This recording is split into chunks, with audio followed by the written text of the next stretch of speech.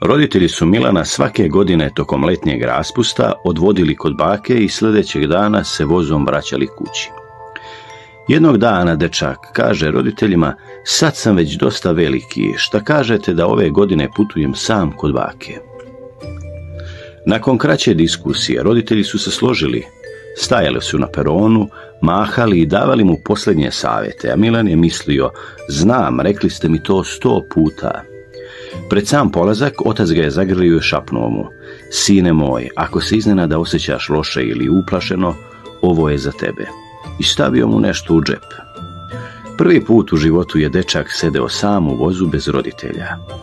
Posmatrao je kroz prozor pejzaž, nepoznate ljude koji su se gurali, pravili buku, dolazili i izlazili iz kupea, konduktera koji ga je pitao da li je sam.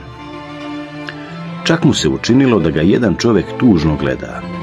Tako se dečak osjećao sve više i više nelagodno. Čak je počeo i da se plaši. Pognuo je glavu, stisnuo se u ćošak sedišta i suze su mu potekle na oči. U tom trenutku se je setio da mu je otac nešto stavio u džep.